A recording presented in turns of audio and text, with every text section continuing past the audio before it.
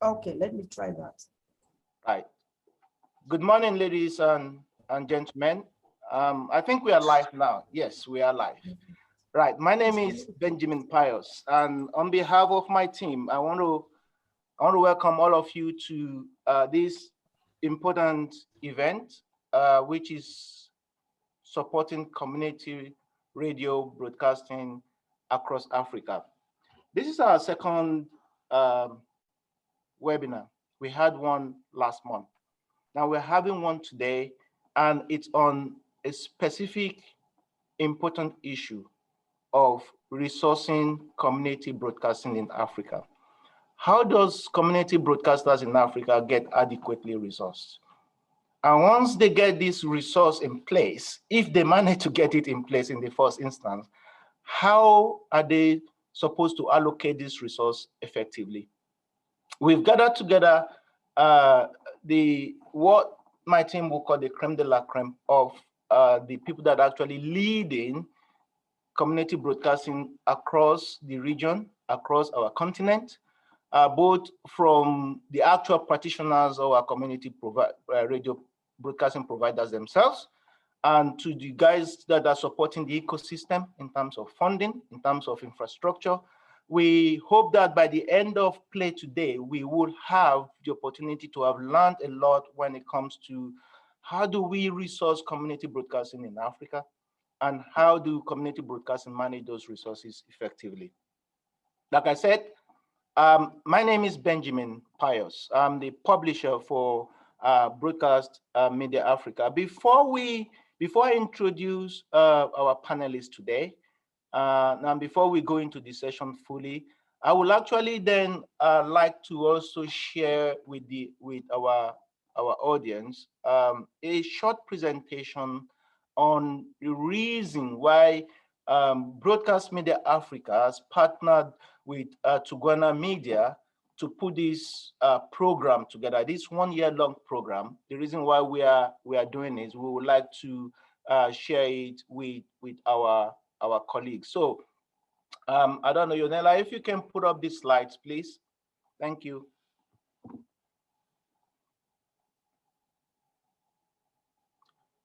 Right, so the program, it's a year program. It's a not-for-profit program that we, Broadcast Media Africa, are doing across Africa to bring together the community broadcasting space. And we are doing this program with Tugwana Media. Tugwana Media is a media-based company, is a media-oriented company that is based in South Africa. They are doing a great deal of work within the African broadcast media or African media space in terms of capacity development, in terms of strengthening the institutions of media in South Africa. And we've come together with them because together we can go to all parts of Africa to get this things done. And we sat together and we said, look, mainstream media is all well and good, but you will agree with me as part of members of this webinar that community broadcasting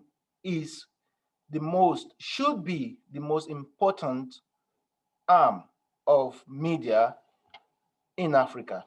But it does seem to be the whipping arm of media in Africa. It doesn't to be the one that is often neglected. So we have come together to promote the idea of let's strengthening community broadcasting in Africa, starting with the community radio broadcasting across Africa.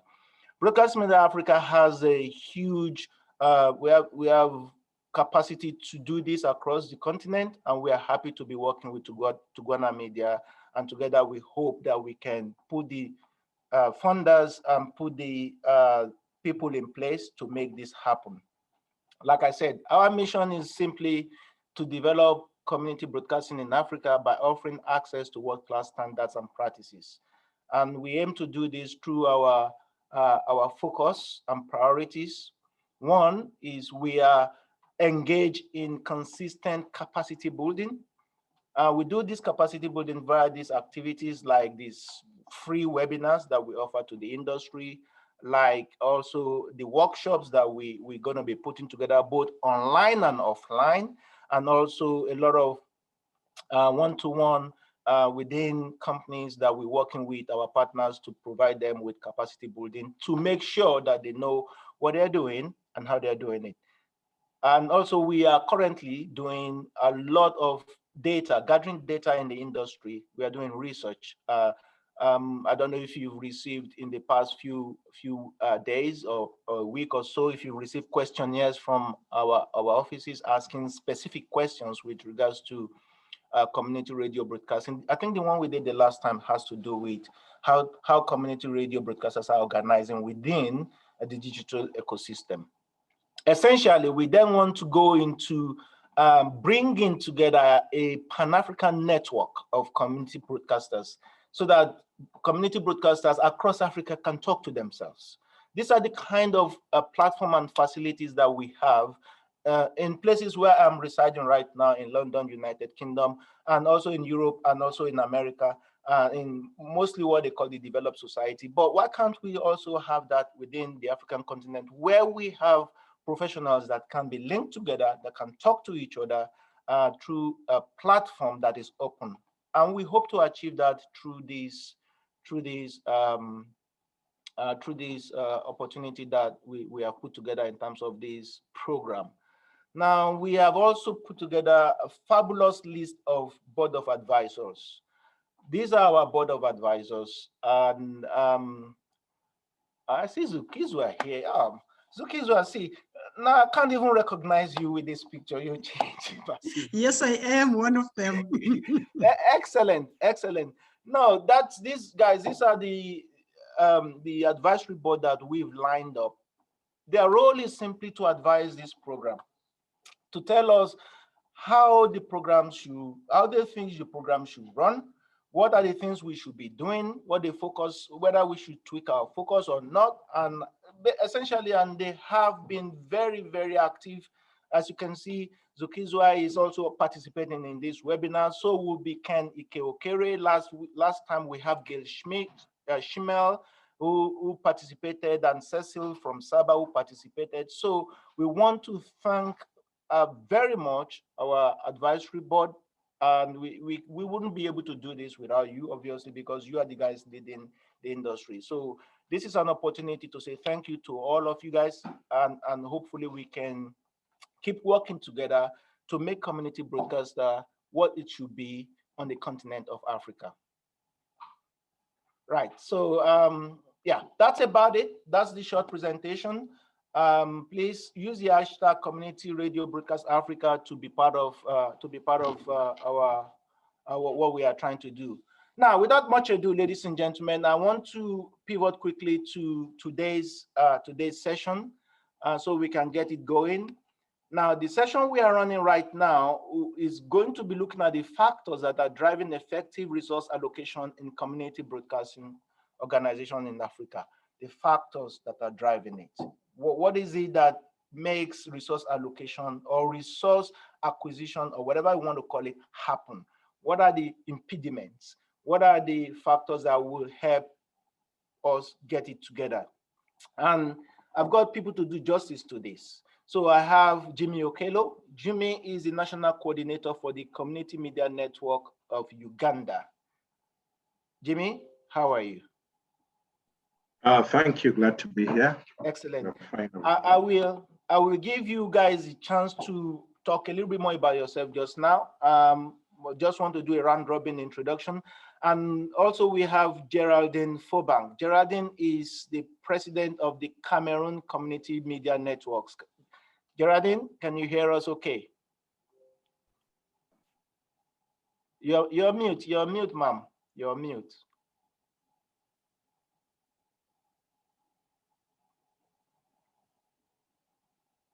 All right, whilst you're trying to unmute yourself, let me quickly bring in Ms. Pote. Oh, okay. Geraldine, can you hear us okay? Yes, Benjamin, I can hear. Excellent. I'm glad. Thank you very much. Good to have you. We'll give you a chance also to talk a little bit more about yourself and your organization in a short while. But last but not least, for now, I think Kenny Kere may probably join us as we go along, is Ms. Potier. Zukiswa. Zukiswa is the CEO of what in South Africa is the Media Development and Diversity Agency. And Zukiswa is also, like I said, one of our advisory board members. So Zukiswa, let me start with you. Tell us a little bit more about yourself and also about MDDA, and why you think that when you got the invitation to be part of this specific panel, you thought, okay, it is worth your time. Good afternoon from South Africa. I'm gonna say good afternoon because it's my time this side. Good afternoon to all the panelists, and thank you very much to Broadcast Media Africa for arranging this webinar. As Jim, my name is Zukiswa Potye, and I am the CEO of the Media Development and Diversity Agency. And for me, the name says it all. We promote media development, we promote media diversity, but today we're talking about how do we resource community broadcasting in Africa and in South Africa. The MDDA was established in 2002 by the state. So it is a state-owned entity, but the way it's funded is that it was established as in partnership between the state and the commercial broadcasters. So the commercial broadcasters then become the largest funders of the community broadcasters in South Africa, in that we receive about 33% of our total budget annually from the state, and we receive more than 64% from the commercial broadcasters.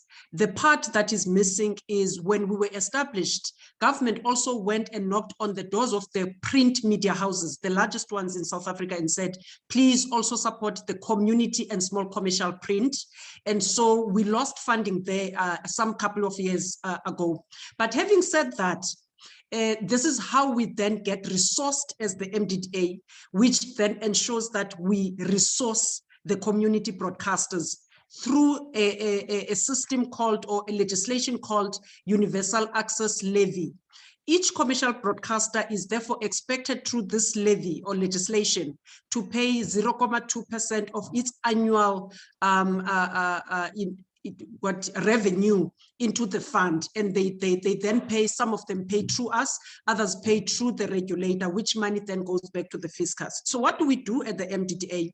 At the MDDA, we are therefore tasked with ensuring that there is community broadcasting, community media in South Africa, in that we ensure that we set up the small entities in the communities, especially far-flung rural communities in South Africa. And so we fund startup community broadcasters. Mm-hmm. We also fund those that are existing but feel the need to be strengthened or to be sustained by us. That's what we do. And how do we resource this? We resource these entities by giving them infrastructure, broadcast equipment. So when they must apply, there's an application process, they must apply to us, and it goes through a very rigorous application process, but we then provide them with infrastructure, in the form of broadcast equipment, as I've said, but we set them up in terms of furniture, we set them up in terms of paying for stipends and salaries for managers and stipends for volunteers, because you would know that community media is by the community. So there's a lot of voluntarism that happens in that space. And that is the reason why when we support an entity, we provide almost everything: stipends, salaries, administration. But other things that we support the community media or community broadcasters with is media research. We're also big in training, because we have established, and we know that without training, especially the youth that comes from these rural areas that works as volunteers in these stations, without training them, we know that we will not be doing good to the community broadcasting sector, because it's raw young talent that comes from these community areas that are serviced. But what is important is that the MDDA, in its selection criteria, makes sure that the stations that we support, television or radio stations that we support, are indeed servicing communities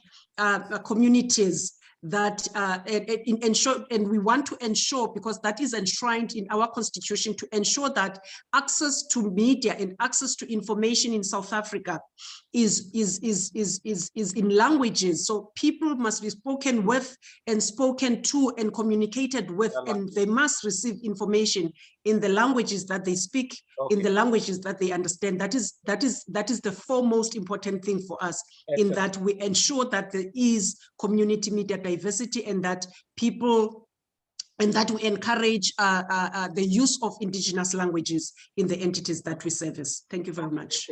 No, that is fantastic. Thank you very much. Thank you very much, Zukizu. We'll obviously pick up some of the items that you've mentioned just now, but let me give the chance to Jimmy. Jimmy, tell us a little bit more about yourselves and what you guys do at the community media networks of Uganda, and why you thought this is such an important seminar session for you to join. Thank you very much, Reese, and hello to everybody who is attending the webinar. My name is Okello Jimmy. I'm the coordinator for Comnet2 in short, which is the community media network of Uganda.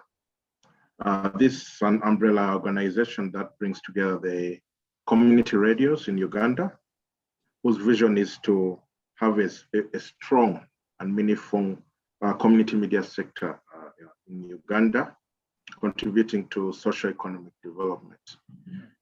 Personally, I've been in the sector for over 20 years as a founder member of one of the first community radio stations in Uganda, which is Radio Apache in northern Uganda. I've been at the head of directing this community radio station, and I was one of the founder members of the Community Media Network of Uganda. Over the years, we looked at community networking in East Africa as something that we needed to do as a region, and the networks in Kenya, Uganda, Tanzania came up together with East African Community Media Network, which is an interim organization that brings together the networks in East Africa together.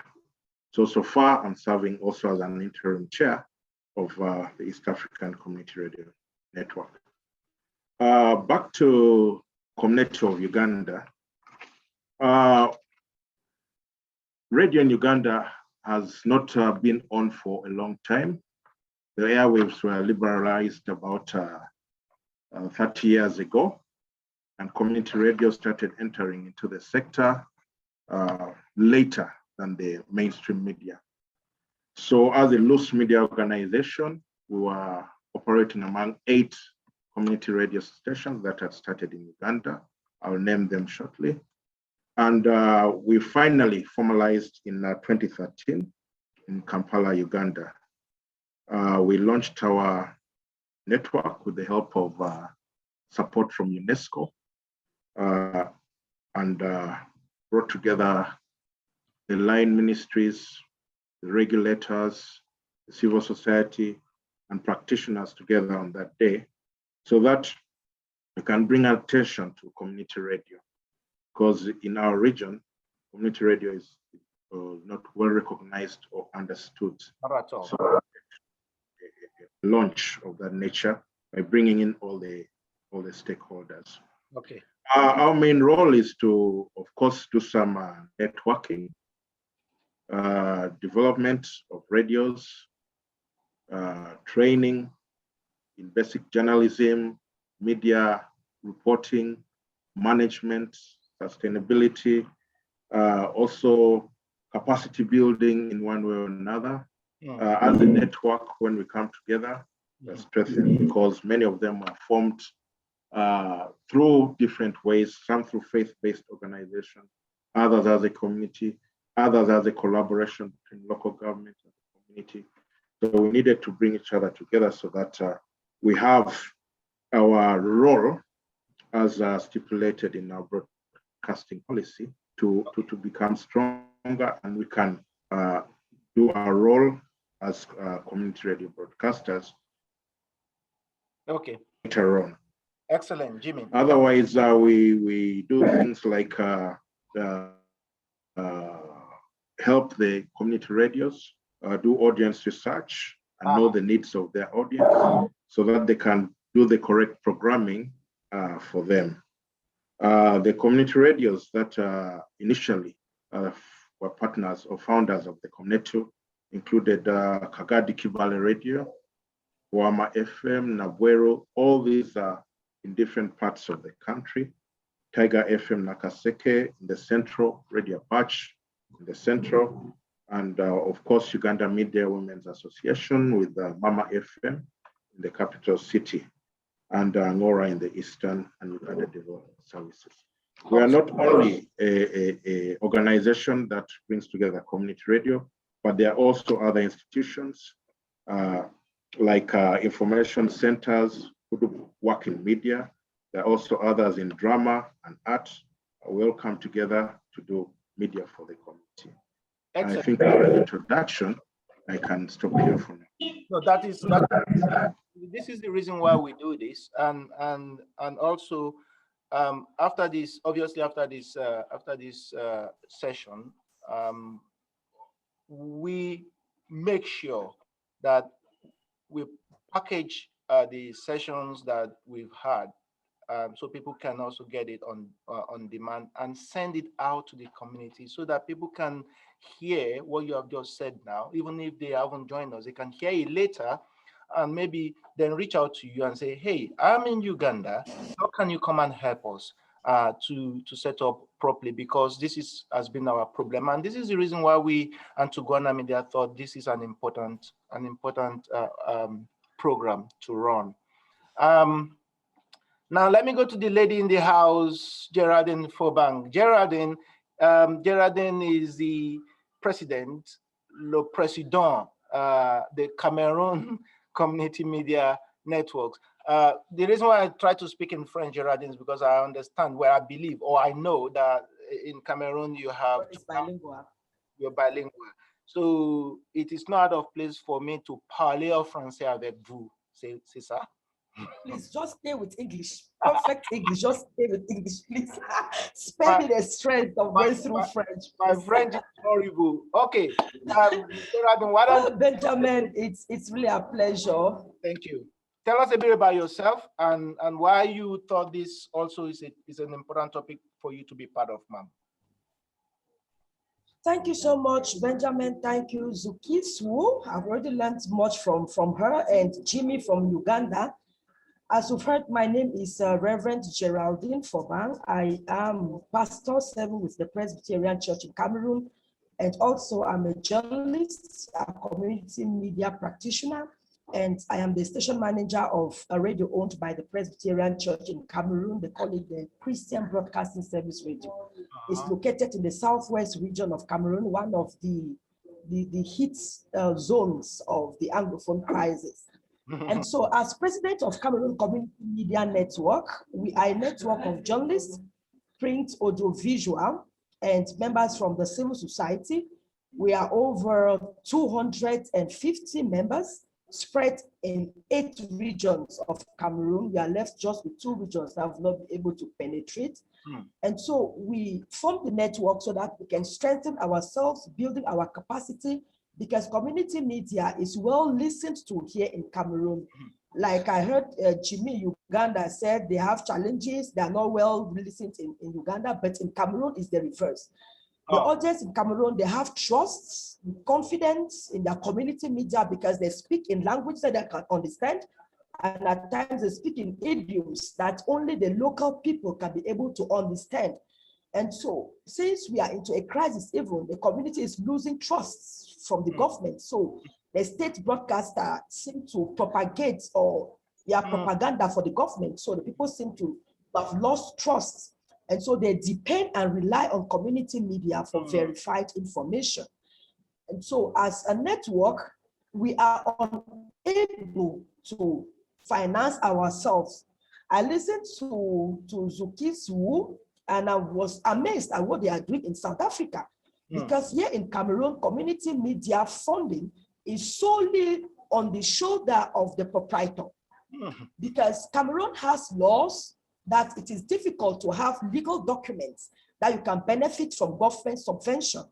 It might interest you to know that in the whole of Southwest region, where we have more than 89 radio stations, it's only my radio station and 2 other radio stations that are benefiting from government subvention in the whole of Southwest region, because the others are unable to have documents. And so it is on the shoulder of the proprietor to fund. The radio must be 90% community and 10% radio.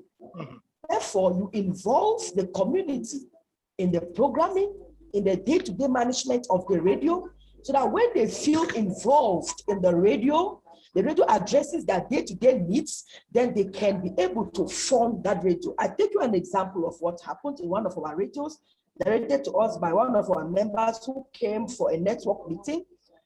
He said in his radio, that is a Kondo Titi community radio, there's no light around that area. Electricity is very epileptic.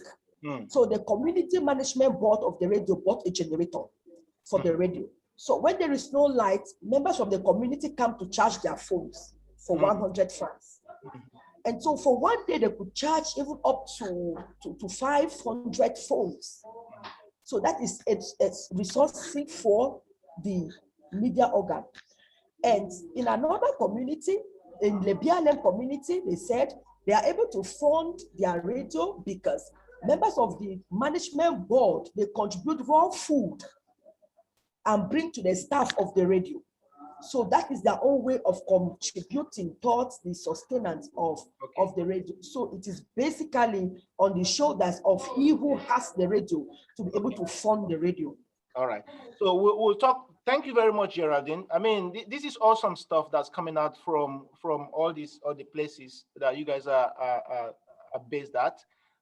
From the developed in quotes of the South African space to the Ugandan situation where community radio is trying to break in and be trusted so much so that they can play their role, to what you are experiencing in Cameroon and also in the west of Africa where you have community radio being trusted, but not being funded or but not getting the right support that they want. Now, this brings me to the first theme of our discussion. And I will pivot back to Zukiswa. Because Zukiswa, I want you to give me your thoughts on this.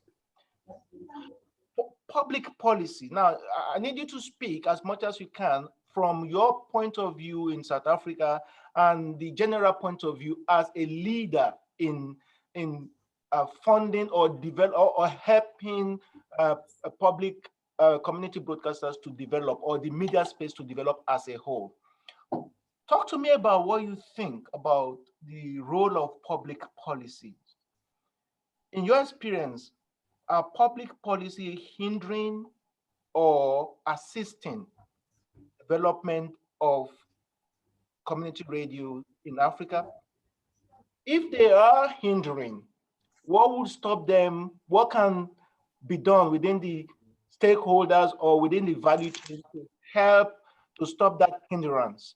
And if they are assisting, how can those assistance be fast-tracked?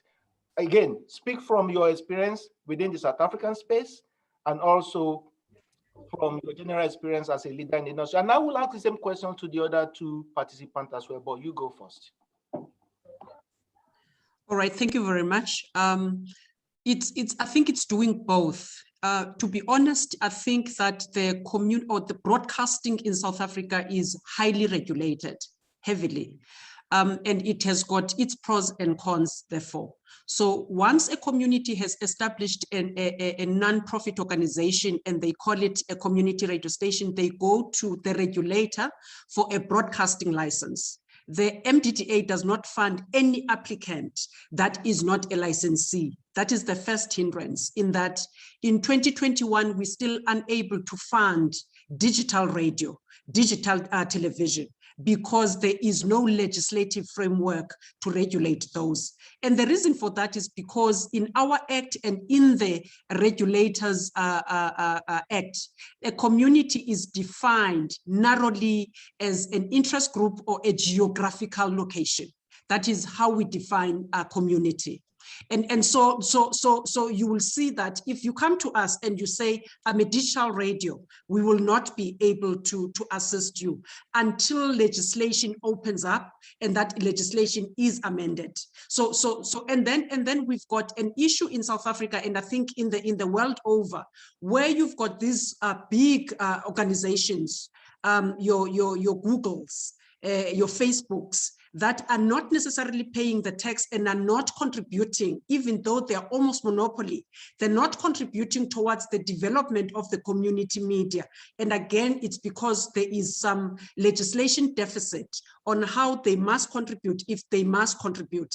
I had a very interesting dialogue with the chairperson of the Australian Competition and Consumer Commission. I think we were preparing for the World Press Freedom Day, where he was talking about quotas and things that he is actually doing. I think he's challenging the status quo. And I said to Mr. Rod-Sims that it would be interesting if he succeeds in Australia, because then we can replicate that example. So there is, however, a need for legislation. There is a need for legislation. And let me explain this.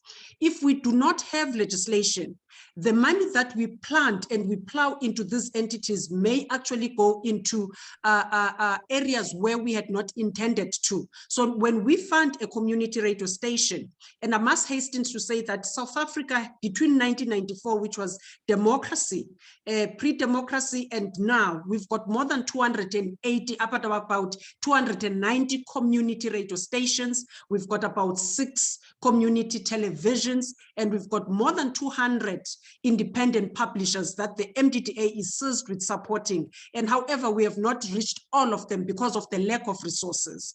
So let me get back again to why legislation is also important, and it plays a pivotal role in ensuring that the sector survives.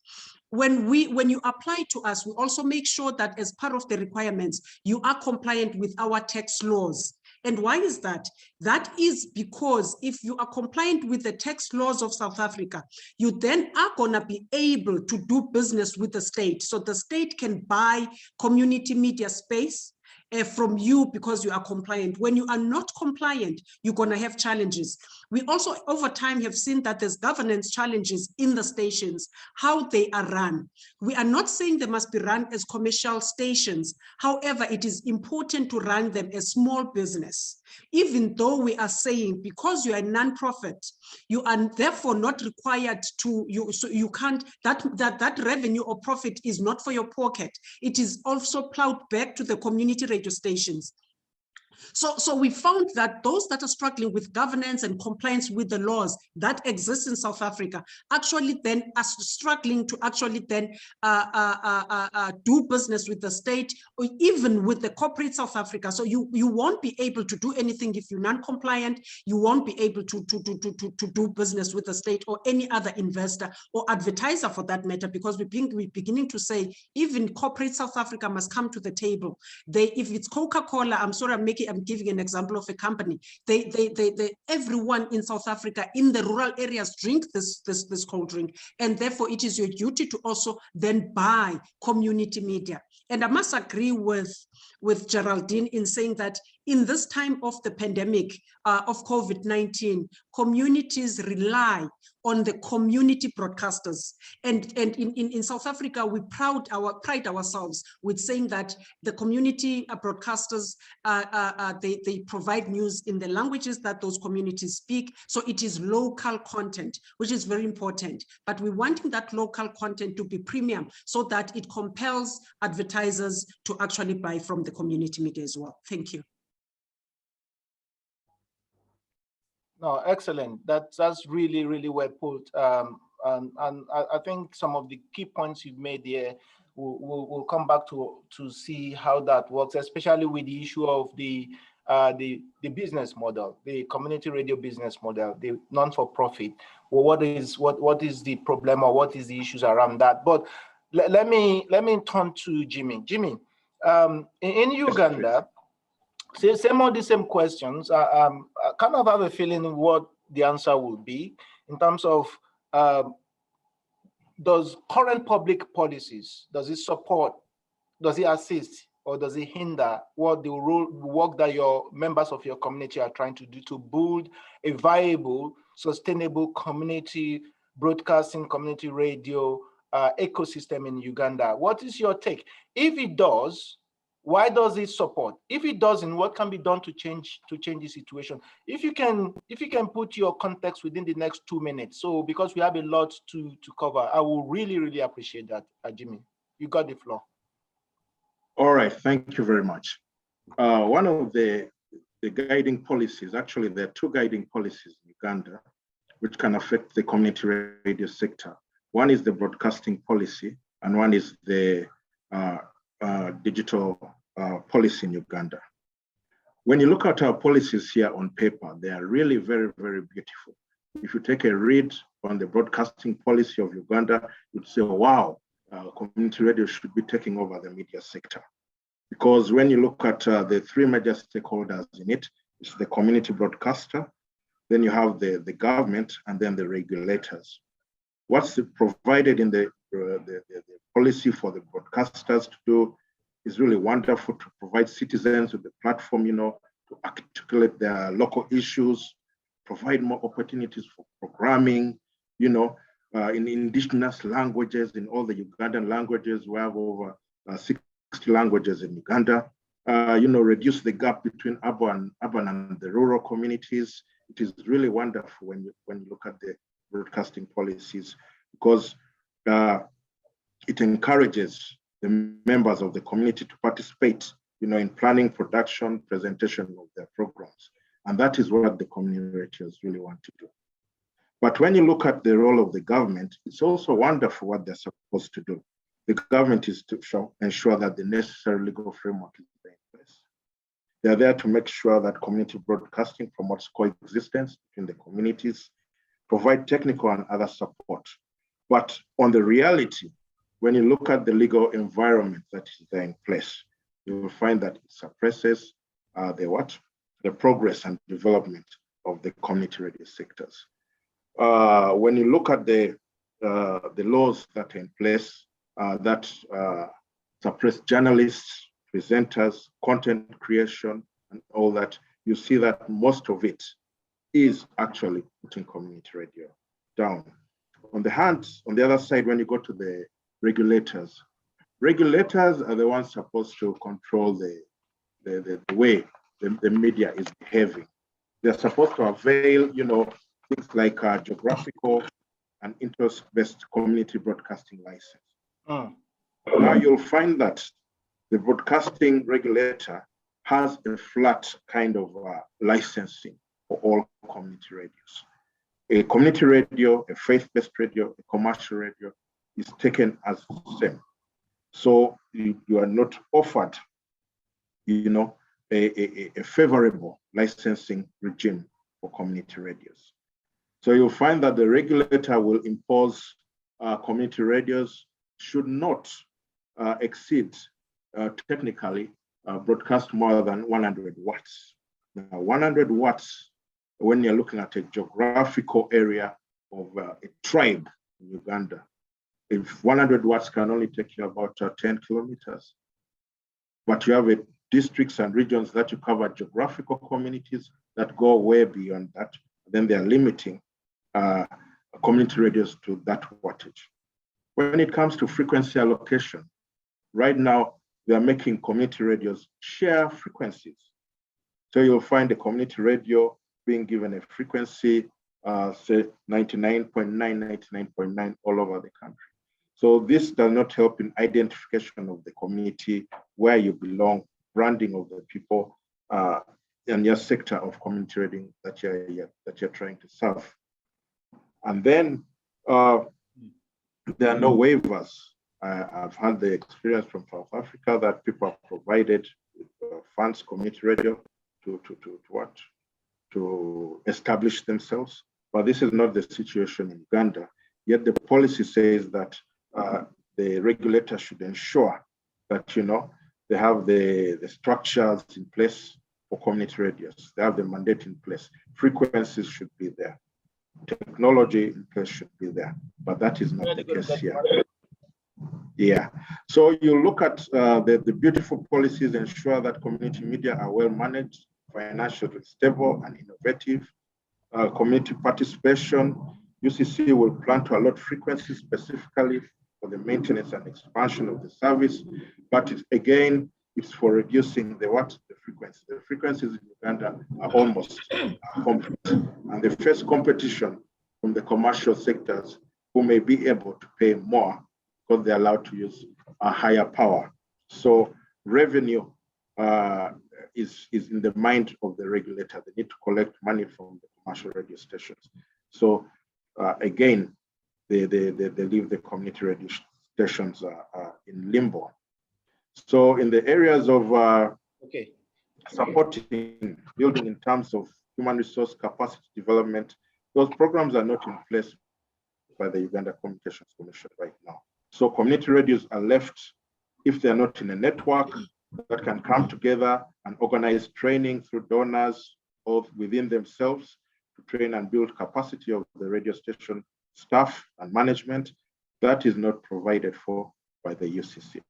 Their interest now is more on the telecommunications. So bringing together telecommunications and broadcasting under one roof somehow has changed the focus of the regulators, concentrate mostly on the telecoms, people who provide the mobile phone services and also the internet broadband providers. So all in all, I can say that the broadcasting policies that are in place in Uganda are really beautiful. But in terms of the legal environment, the regulatory environment, the people who have the mandate to ensure that them as government and regulators grow the community radio sector is different. So they are also suppressing the community radio sector.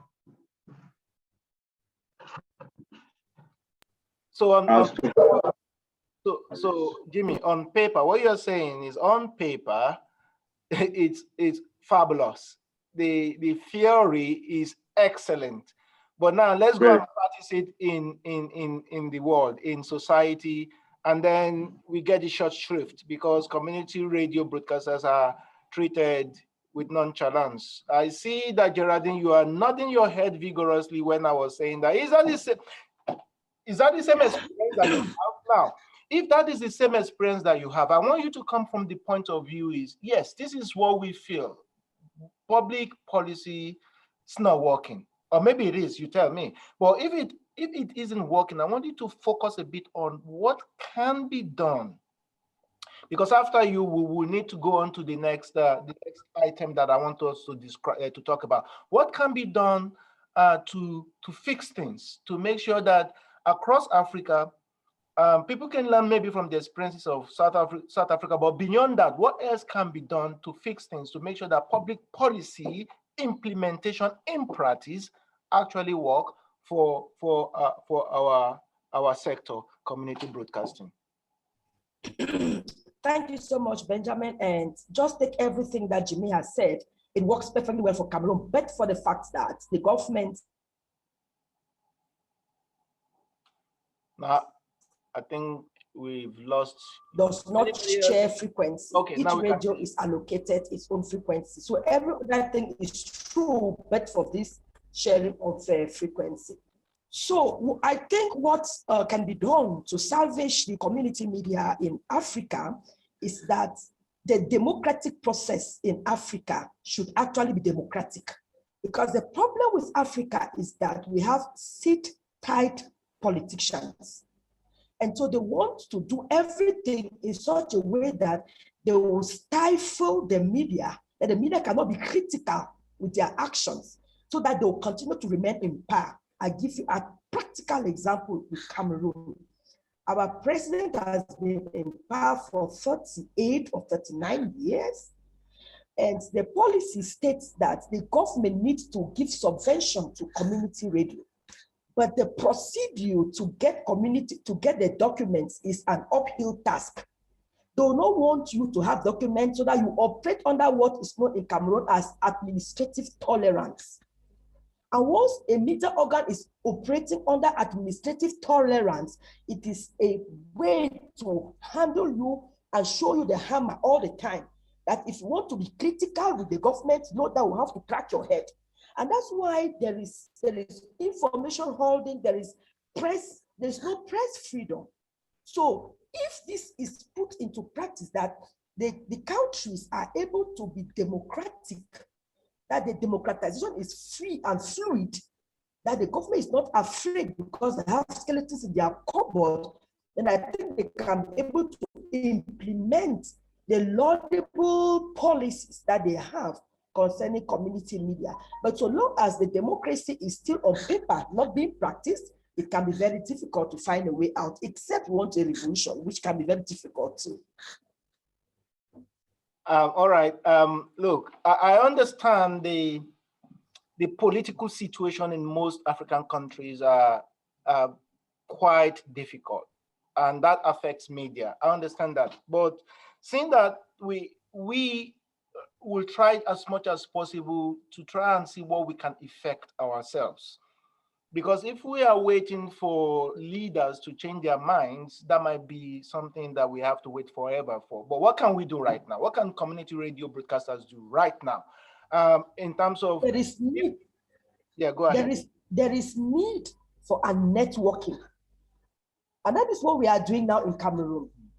There is need for a networking so that we can be able to support each other, so that without the government, we can still be able to serve our communities. And that is why we keep saying that radio stations who are not under this particular CCM network or Cameroon Community Media Network, they are really finding it difficult, because we just need to form a support system that we can forge ahead now as one person. Because if the government sees the media as one person, it can be better. Lady Geraldine, let me stay with you. Now I'm moving on to the next topic, but let me stay with you, because what you've mentioned, coming together, forming a community and supporting each other segues nicely into what I want to describe, what we want to talk about now, which is about the resource funding itself. How do you actually set up your model to be properly funded? Now, let me ask you a question, then you can answer based on the question that I have for you. Your members, the members of the Cameroon Community Media Networks, I don't know how many you have, but you have some members. How are they funded right now? Is it direct funding from the government? Is it direct funding from people like organizations like UNESCO? What is the percentage of their funding that they actually get from advertising? Are they running as a non-for-profit? What is that funding and profitability model that most of your members, if not all of them, are chasing right now that they're using? Do you know? Yes, I know. Thank you so much. Most of the community radio here are commercial radios, and some are faith-based. Like my radio is a faith-based. And so those who are commercial, they go in for advertisement, vigorous search for advertisements. That is what sustains the media organ. Because like I earlier told you, the government is not giving subventions because they have not given the opportunity for these media organs to have all legal documents. And if you don't have all legal documents, they cannot give you subvention. So the media organs now, they go into vigorous search for advertorials. That is what sustains the radio. Then out of that now, they also go into the community. The community plows back, like the two examples that I gave before, that the community supports the radio. And out of that, it is also the sole responsibility of the proprietor. And that is why in Cameroon, it is difficult to keep away sensational journalism, or they have what is called gombo journalism, where journalists go out, they forget about the real facts of the news, they twist the news so that they can be able to ego massage somebody who can give them food. And so it's spoiling the whole media. So Geraldine, I'll stay with you for 1 second on that, because what you're saying is very interesting. And after that, I will go to Zukizwa to get our thoughts on this issue. So if if many of them, you said many, not all of them, if many of your members are commercial that are relying on advertisement to survive, which in effect means that they probably are they also for profit? They seek to make profit. Does that not affect, if you are looking for money for people so you can survive, the guys are, he who pays the piper will detect the tune. Isn't that right? No. And that's why I said it is difficult to have good journalism practice in Cameroon because people do ego massaging. They sensational reporting because they need to get something from the news providers in order to put food on their tables. So it affects the whole media landscape. It distorts the ethics and deontology of journalism here. And that is what we are fighting against. But what do you replace? When you are fighting that journalists should be able to uphold the ethics of journalism, what replacement can you give them in financial and concrete terms that they can be able to put food on their tables? So you see, that's where we find ourselves. That's the difficulty. So news in Cameroon, most of it is so subjective because, like you said, he who pays the piper determines the tune. That is what we are really grappling with here in Cameroon. It's a real issue. All right, it is a major issue. So there is Geraldine, you've unpacked a lot of stuff in there that's happening in Cameroon, and I hope that before the end of the session today or the end of the webinar today, there will be some concrete suggestions that people that have faced this before that we can pick up from. So, looking forward.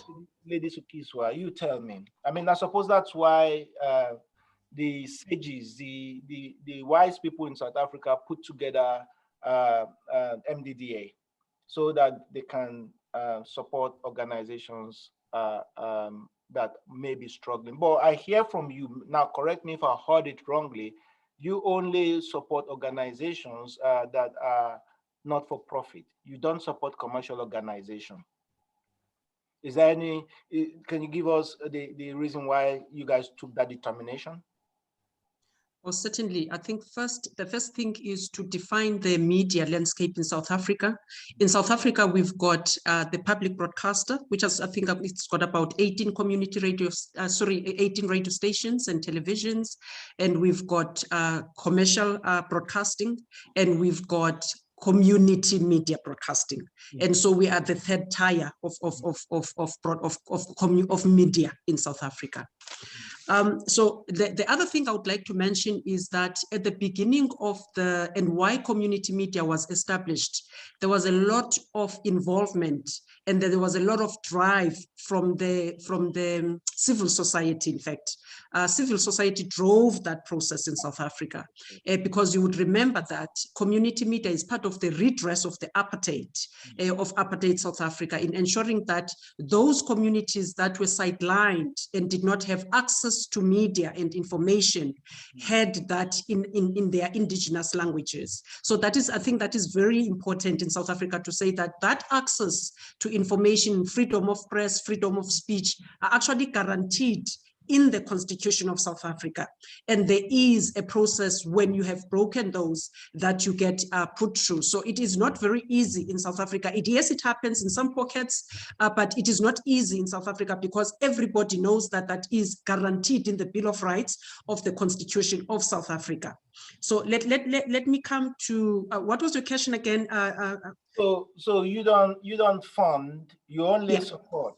Yeah, you support organizations that are not non-profit.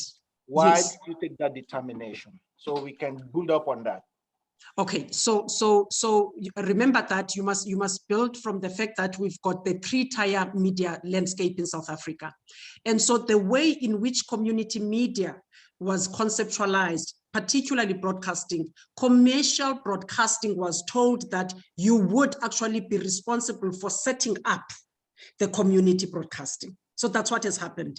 The commercial broadcasting, through that legislation that I said was universal access levy.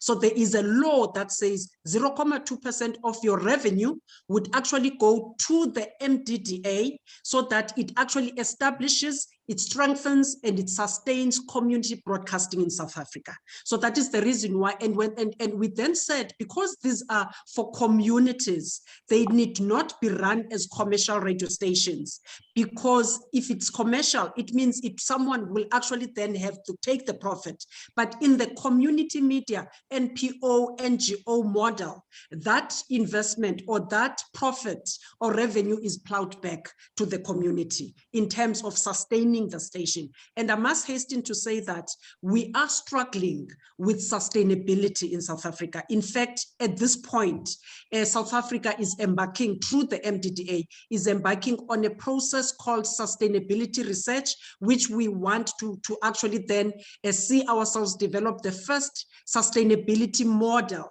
for the community broadcasting or community media in South Africa.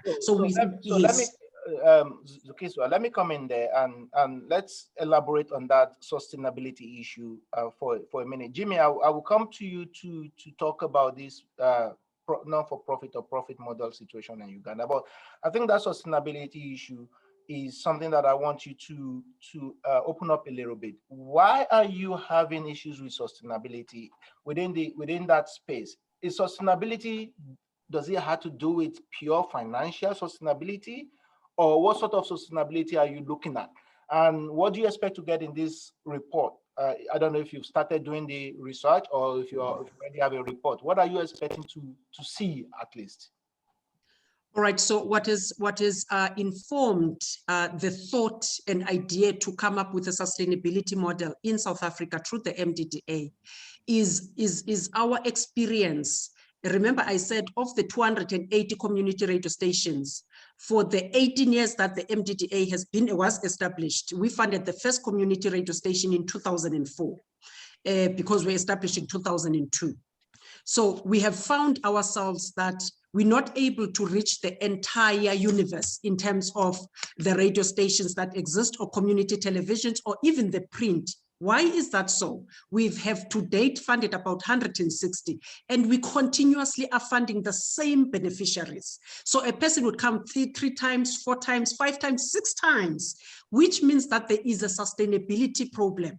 And when we look at sustainability, what we did last year was we actually even brought in UNESCO. We brought the sector together in a consultative conference, the ministers, the government, the corporate South Africa, the sector itself, to say what are the challenges that we're struggling with? Governance and compliance, audience measurement, training. We want to professionalize the sector. So we're sitting with 6 pillars. Our sustainability model is going to be built on the 6 pillars, therefore, where it's not only financial sustainability that we're looking for.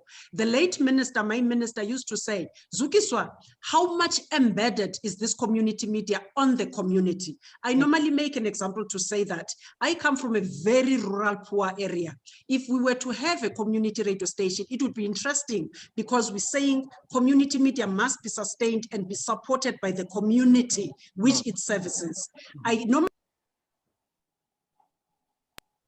I'm sorry about that. I normally make this example to say that my mother is a pensioner. My parents are pensioners. If we had a station, would she choose to give money to the station, or would she choose to buy bread or electricity for 20 rands? So those are competing things. And because we have invested in the 160 community radio stations, we actually do not want to let go and let them die without making sure that there is a process and a mechanism in which we develop them and ensure that they are sustained. And so this research is going to take us on a journey and how we learn what sustainability means for the community media sector. But indeed, it is not only just for financial sustainability. If I give you an example, we are beginning to say, government, yes, you are giving us some money, about 30-something million per annum, and we're saying it is not enough. And we're beginning to say, what can other government departments do to sustain the media, small business, the DTI, and other entities of the state? We've got the National Lotteries Council. What can it do? Because it must support so we're trying to bring a lot of players into this thing. We've got in that sustainability model pillars, one of them is consolidating government support. So we're looking at different things and what can digital technologies, what can the fourth industrial revolution, what role can it play in order to sustain the media? So we're looking at various aspects of it. Thank you. Well, that's excellent stuff. And I'm sure when your report finally comes out, if it's something that you can share with the whole of Africa to say, look, here is what we find, BMA will be more than happy to work with you to distribute that.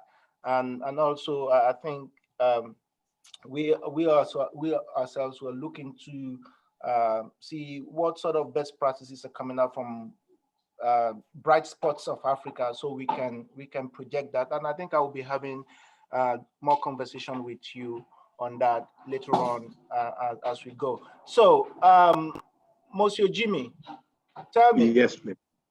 In Uganda, how are you set up? Your members, in terms of their model, the model that they're using to make sure that they stay alive, they stay in business, as it were, business in quotes. Are they mostly running commercial stations as well? Are they mostly for profit or not for profit? What is the lay of the land in Uganda where you are based, sir? Thank you very much, Chris. There are many kinds of local radio stations in Uganda, and I can speak for East Africa as well. There are many kinds of local radio stations. There are rural radio stations, and there are radio stations whose ownership or sponsorship was started in various forms of ways. But what we can say is that most of the rural radios are community-oriented. You'll find community-oriented radio stations where they focus on the debate, the concerns of the community, and development and empowerment of the community, giving them a voice. You'll find many community radio stations owned by the community. Others were donated by community to individuals. Others were started up or donated by government. Others were started up by non-government organizations.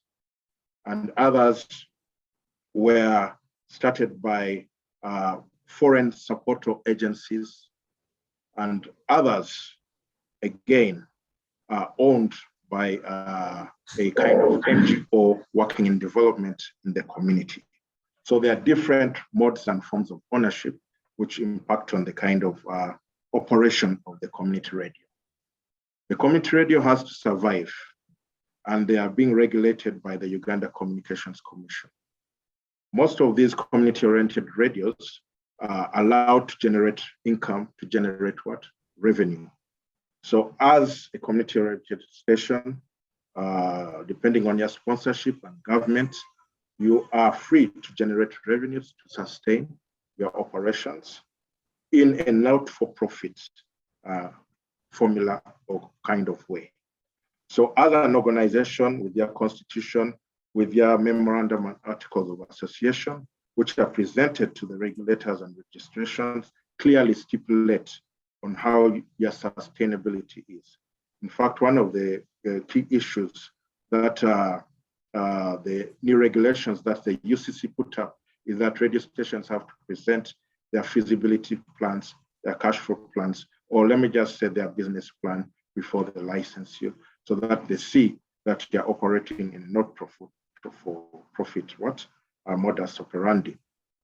So you'll find that with the laws of Uganda, you're free to advertise, you're free to get announcements, you're free to run sponsorships within the features that a media organization can collect. So once you generate the revenues, then as a board, as a management, utilize that mostly for capacity building, expansion of the radio, or savings of the radio stations. There are those that are fully supported by government. Most of these were started up as agricultural stations. From the weather stations, you go into providing information to those communities. We have some agricultural stations that were in Western Uganda, Kachekano. There were others that were started up by the agricultural sector in the east of the country, in Mora. So those are fully supported by what? By government. Their institutions run and operate them as a department or a section within their organizations. Then there were other radio stations that were initiated by agencies, MDS, such as UNESCO. They started up and they were supported for a couple of years, funding, operational funding, program funding, but it reached a time when now the donor funding came to an end. So they were supposed to put in place, mechanisms or revenue generations that could sustain their operations. And so within their organizations, they are able to generate revenue and save it and use it for running of their organizations. Then there are those that are parts of existing NGOs, national NGOs that are operating in the country. So for example, you have one like a Forum for Women in Development, which is a women's organization, and they started up a community radio station to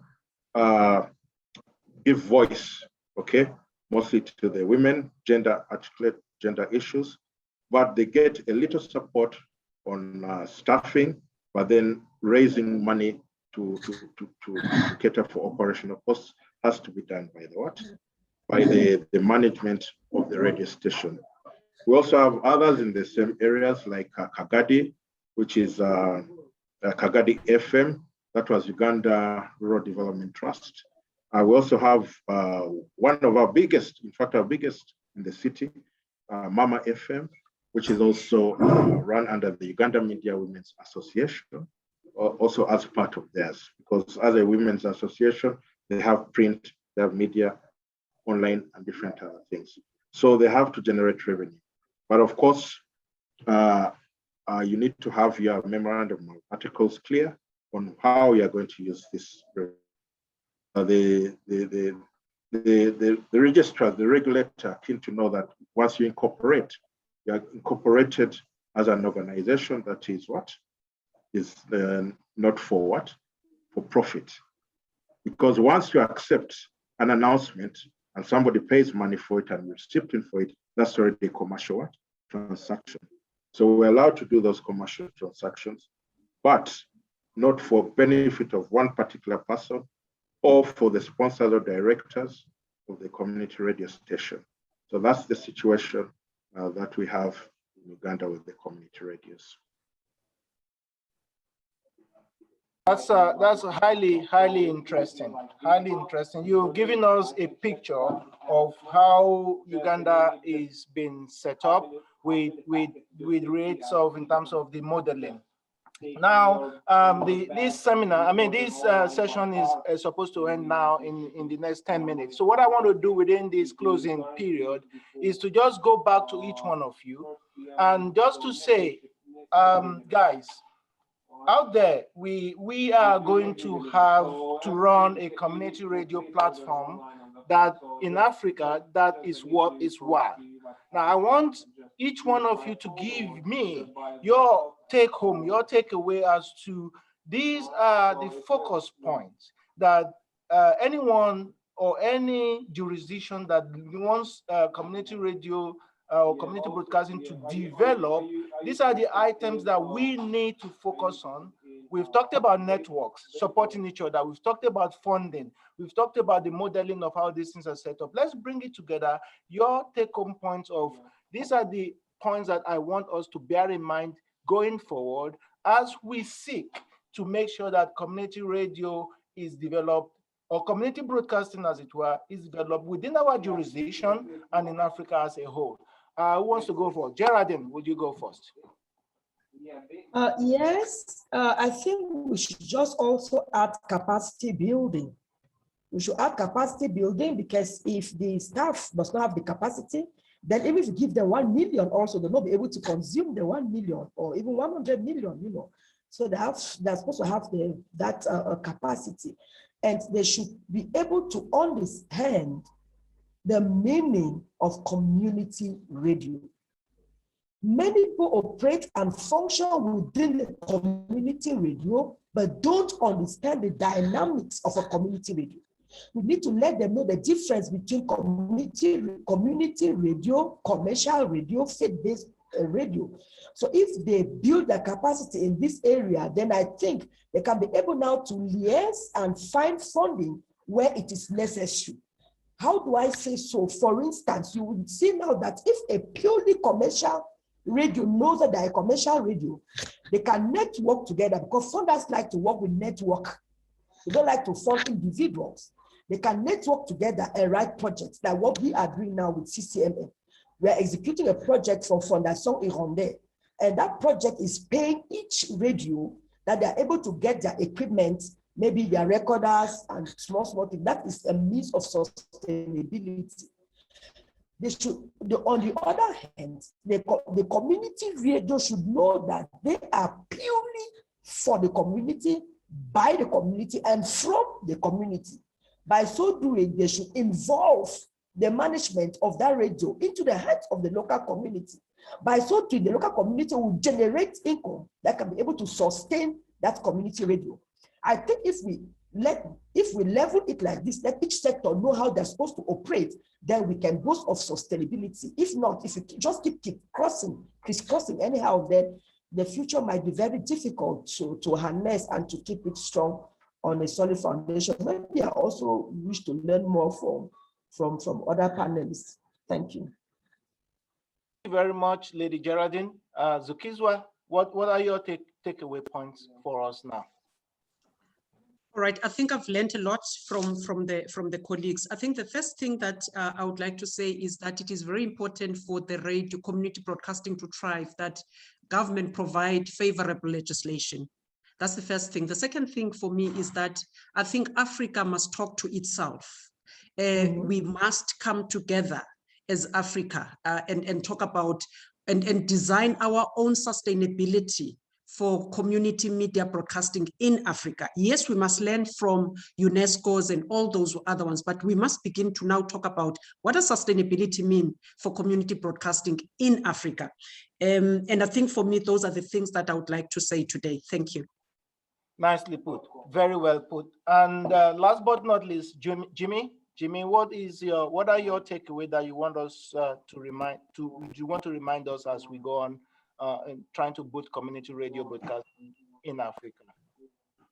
Okay, thank you very much. What we can say is that community radios do exist. They exist in Uganda, they exist in East Africa.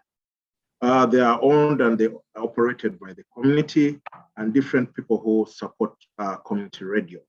But one thing that is clear is that the community radio sectors, the community radios, are facing very many challenges in operation. So the international community, first of all, has to come in openly and purposefully to support these community radio stations so that they operate in the universal philosophy of community radio.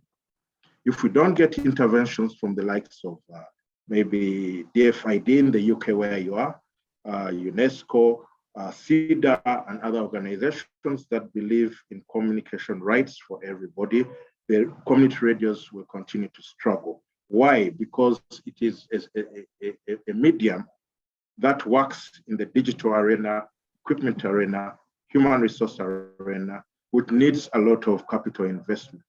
And in order for capital investment to come in when you're not operating for profit commercially, you need to get support from area for that the investments can come out so that you can operate ideal community radio stations. Secondly, the government should also come in and ensure that, the legal environment, the framework is there in place. Not every country has the resources to support the community radios in terms of, say, their stipends, their staff payments, and all other operations, but they should put an environment where community radio stations can innovate and create and support themselves to generate enough money to generate enough human sources by coming in and creating even grants or funds for these community radios to apply for in order to develop their places. Because community radios, for example, are very good at training, personnel, and at the end of the day, they are poached and taken by commercial radios or government radio stations. So governments should make it purposefully a grant to see that they continue capacity building and training in these areas. Then also, they should make licensing for community radios a very simple process, because licensing in Uganda, you can take almost 2 years just to apply for what? A license to be in place. Then they should help you operate, in the best environment possible. But then instead of supporting you, to build yourself as a sector, as other people are doing, they instead use those gaps, those lack of technical equipment, human resource in community radios to what? To stop them from growing. And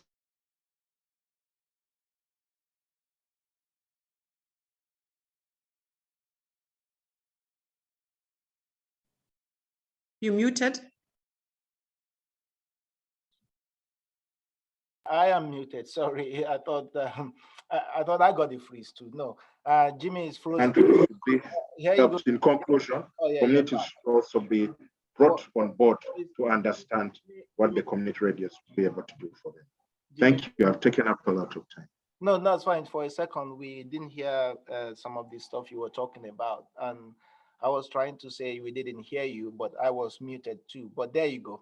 Anyway, now I have unmuted myself. I mean, what you guys have highlighted are all very, very important issues that we need to address. Somebody's just mentioned something just now, which is along the lines of what Jimmy was talking about in terms of licensing and support, regulator supporting, government supporting the community radio space. He said, in capitals, how will the development radio targeting vulnerable women pay about $3,000 to a regulator? That's coming from one of the panelists. I mean, if you're expecting community radio to go and cough up $3,000, what for? So here is what we are saying there. We're now saying, as Zukiswa said, Africa, we need to start talking to each other. And this is the reason why, working with Tugwana Media, we decided to put this platform together. So we can create an enabling environment for community broadcasters across the continent to talk to each other, share ideas, share best cases, have issues discussed. Then also, we are looking at a situation where we can then say something is happening that's not right in Cameroon. Let's make representation to the powers that be, to the government. Maybe that can help to solve the situation. There is nothing that should stop Africa, we Africans, for the model that's been created in South Africa, MDDA model, in a variation of it that can look after community broadcasters Pan-African.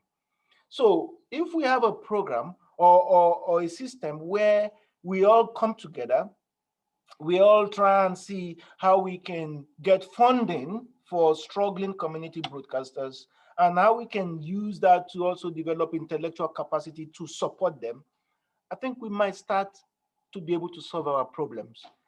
So what I've just said now is just a summary of what all of you have been mentioning all day. We can only do what we can, but I think, I don't know about you, I think I have learned a lot from what you guys have been saying. The experiences in Cameroon with Lady Geraldine. By the way, Geraldine, you said your outfit is a faith-based outfit. So your funding comes directly from your organization, correct? Can't hear you, you're muted.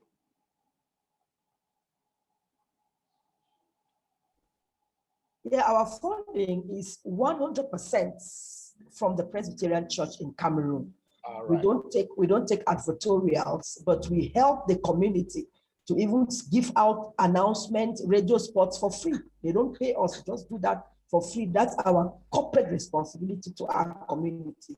But all our salaries, all our equipment, our vehicles, everything is bought, maintained, and paid by the Presbyterian Church in Cameroon. God bless the work that you guys are doing over there, and I'm sure that there are other organizations like the community radio that is targeting vulnerable women. These guys might struggle to be able to raise the kind of funding or even go and get adverts. But I believe, I think it was in Johannesburg International Airport that I saw that ads, and I don't know if it's still running. Say, if you walk alone, you walk fast. If you walk together, you walk far. It's an African proverb. Yeah, so yeah. I think that is why we need to come together, and that is the reason why we are doing this platform. So we have a second session that's going to start in a few minutes, and I'm just going to quickly make a sort of announcement about that to plug it a bit, and that's going to be looking in depth, well, hopefully in depth, into when you get this meager, these little resources that you have, when you get it from the likes of MDDA, from the likes of maybe UNESCO, CEDA, whatever, even from government, even from adverts, when you get it as a community broadcaster, how do you make sure that you use it effectively to have the maximum impact? As we say here, how do you make sure you get the bang for your buck? That is as important as actually getting the resources in the first instance, because if you get money from a donor organization or a funding organization, and then I'm the creator of the community radio, I decide to go jolly, to go have fun somewhere with the money, I mean, it becomes a problem. So how do you make sure that these resources are used? And this session will be covered, I think we'll have a session moderator, Nkopande Mapiri, who's the CEO of Talkie Media SA. And then we have a wide array of panelists from Uganda, Mama FM. I don't know if Jimmy, if Mama FM is part of your network, but Margaret Sintamu will be joining us. Also, the Caliphate Radio from northern Nigeria, the Caliphate Radio in Sokoto, northern Nigeria, Laji Yelwa will be joining us. We have Ratego Radio from Kenya who will be joining us. Also from Kenya, we have Mantele Radio will be joining us, and also a radio organization from Ghana, Radio Radford. So that is going to be a lot of community radio broadcasters sharing their experiences on how they think they can manage their resource effectively. But in the meantime, guys, you've been awesome. You've been wonderfully fantastic. Thank you very much. Thank you, Chief. Jimmy Okelo. Jimmy is the president, no, not the president. Jimmy is the coordinator for the Community Media Network of Uganda, Comnetu. And thank you very much, the two ladies. First, Lady Geraldine Fobang. Merci beaucoup. You said don't speak in French. This is the last French I'm going to speak to you today. Thank you very much. Geraldine is the Cameroon Community Media Network president, and they are doing a great deal of work there. And last but not least, Lady Zukizwa Potier, who the CEO of the Media Development and Diversity Agency of South Africa. What you're doing is awesome.